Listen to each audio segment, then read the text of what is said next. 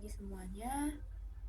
Perkenalkan, saya Syahla Nazira Iskandar dari kelas 11 IPA 1. Pertama-tama, marilah kita panjatkan puji dan syukur kita atas kehadiran Tuhan Yang Maha Esa yang telah melimpahkan rahmat-Nya kepada kita. Semoga kita selalu dalam perlindungannya. Pada kesempatan kali ini, izinkan saya untuk membawakan ceramah yang membahas tentang pendidikan berbasis kearifan lokal yang berjudul Trihita Karana. Perlu kita ketahui, di daerah modern saat ini merupakan di mana banyak sekali budaya lokal banyak terasingkan, yang dimana seharusnya keberadaan kebudayaan lokal harus berkembang pesat, tapi seiring berkembangnya zaman, mereka malah terasingkan dan banyak sekali hambatan-hambatan yang membuat kearifan budaya lokal itu harus berhenti di saat itu juga. Dengan adanya pendidikan berbasis kearifan lokal inilah orang-orang mengetahui nilai-nilai kehidupan dan yang akan nantinya memberikan banyak manfaat seperti memperkuat identitas budaya, memperkuat identitas negara, dan keberagaman di Indonesia ini terus berkembang hingga anak cucu kita. Jadi, sebagai manusia, walaupun kesadaran terjadi secara individualisme dan sebagai manusia, kita tidak bisa hidup sendiri dan bergantung kepada orang lain. Dengan hal positif itulah kita berbagi dan memperkenalkan banyak sekali keberadaan budaya Indonesia dari mulai rakyat-rakyat sekitar dan akan memperluaskannya kepada banyak anak cucu kita hingga banyak sekali kebudayaan yang bisa tersebar hingga ke luar negeri. Kita mempersebarluaskannya tidak hanya di dunia pendidikan, tapi dimanapun kita berada, di saat kesempatan apapun, di saat ada kesempatan yang bisa kita sebarluaskan, maka kita sebarluaskanlah, karena tidak berhenti saat ini juga, kita harus memperluaskan itu karena banyak sekali keberagaman yang nantinya akan memperkuat nilai-nilai negara yang banyak dipandang oleh masyarakat luar. Jadi, saya akan menjelaskan tentang Trihita Karana. Trihita Karana memiliki banyak arti. Tri yang berarti tiga, hita yang berarti kebersamaan, kebahagiaan, serta kesejahteraan, bahkan kegembiraan. Karana yang artinya penyebab atau sebab. Jadi, Trihita Karana adalah tiga penyebab kebahagiaan.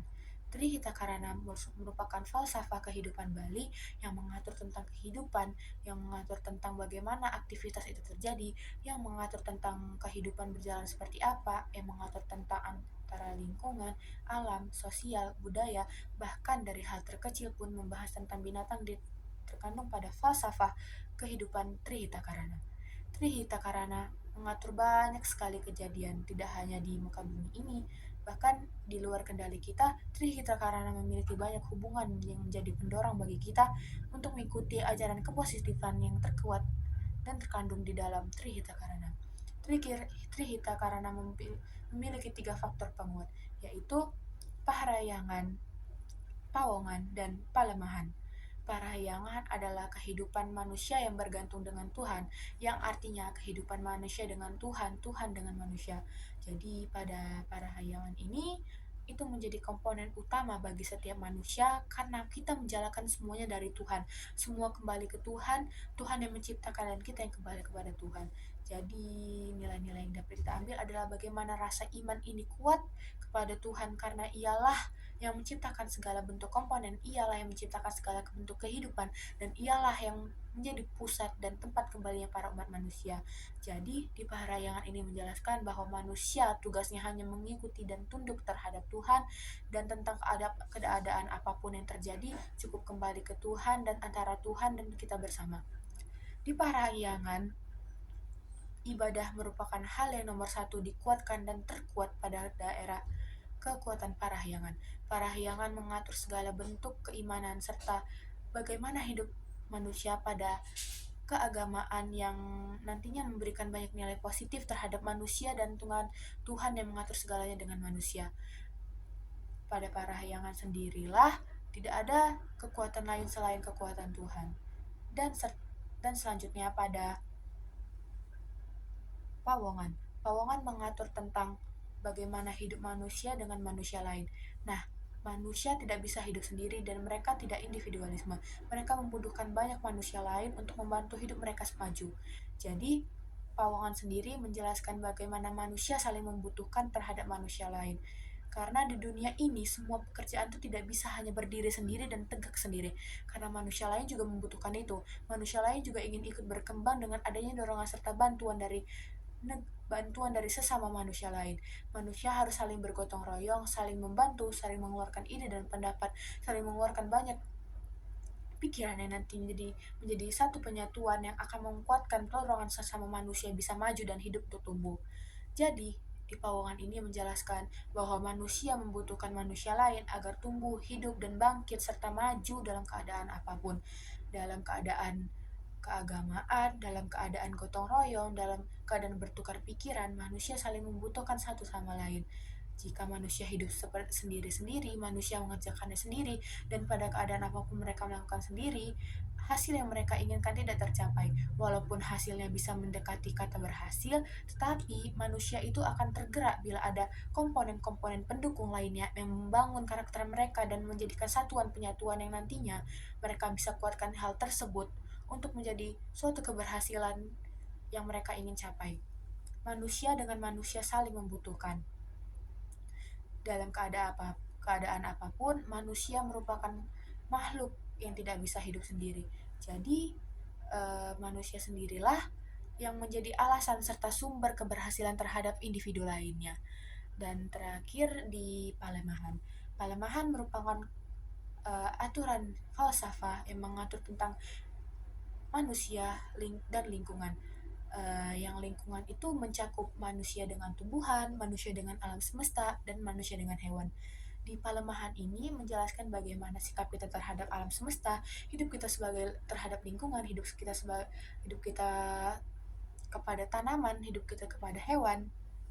Jadi, pada falsafah ini ia mengajarkan serta menjelaskan tentang bagaimana umat manusia bisa menyayangi lingkungan seperti komponen-komponen hidup seperti tanaman, hewan yang falsafah ini mengajari bagaimana manusia menciptakan rasa sayangnya terhadap lingkungan, seperti tidak menebang hutan, saling menyayangi hewan, tidak menyakiti hewan, serta peduli terhadap tanaman-tanaman yang kalau bisa dibilang di Indonesia saat ini banyak sekali yang punah, yang seharusnya bisa berkembang pesat, yang seharusnya bisa dikembangkan dan seharusnya bisa disebarluaskan, malah tersendat dengan berbagai faktor negatif yang kita sendirilah yang membuat hal itu.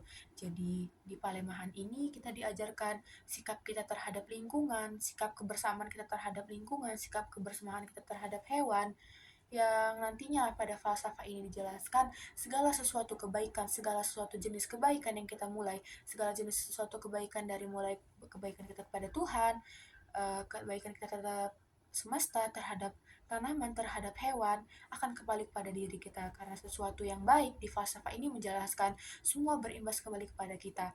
Apapun yang kita tanam akan kita tuai sesuai apapun yang kita miliki. Jadi, Palemahan menjelaskan bahwa setiap tanaman memberikan banyak manfaat kepada manusia, seperti memberikan banyak oksigen, dan tanaman tersendiri juga memiliki banyak manfaat, seperti dapat dikonsumsi sebagai obat-obatan, sebagai bentuk hal yang bisa mempercantik diri, serta hewan juga sama. Hewan bisa dapat difungsikan jika ia memberi banyak manfaat. Jadi tidak dibenarkan hewan asal dibunuh sembarangan, kita pergunakan untuk seperti mencari pekerjaan, yang saat ini kita berikan contoh sebagai topeng monyet. Nah, topeng monyet itu seharusnya kita hentikan karena populasi mereka artikan sebagai tempat mencari pekerjaan. Ya, seharusnya hewan-hewan liar itu biarlah hidup liar seperti apapun yang mereka tempati. Mereka hidup dengan alam, alam yang memberikan mereka, mereka bergantung pada alam, alam yang memberikan mereka. Nah, jadi semua kembali ke mereka, semua kembali ke alam, dan biarkan alam yang mengatur segala tempat konsistensi mereka sendiri. Jadi, sebagai umat manusia yang telah diberikan Tuhan kenikmatan cukup dipergunakan jika ia memberikan banyak manfaat. Trihita Karana mengajarkan kita banyak sekali jenis manfaat yang saat ini mungkin bisa kita jadikan sebagai topangan hidup sendiri, dan di pendidikan sendiri Trihita Karana bisa kita realisasikan dengan saling menyayangi lingkungan, saling menyayangi teman, saling menyayangi sesama manusia, dan manusiawisme harus kita berikan di sekitaran. Dan Trihita Karana memberi banyak manfaat di era pendidikan.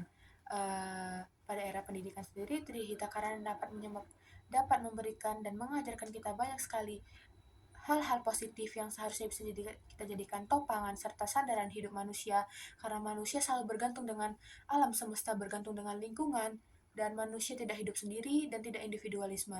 Maka dari itu pula kita kembali ke Tuhan, Tuhan kembali ke kita, serta segala apapun bentuk dan jenis kenikmatan yang diberikan Tuhan pasti ada penyebabnya, dan penyebab itulah yang harus kita syukuri dan harus kita pergunakan dengan cara yang positif dan tidak menyakiti sesama.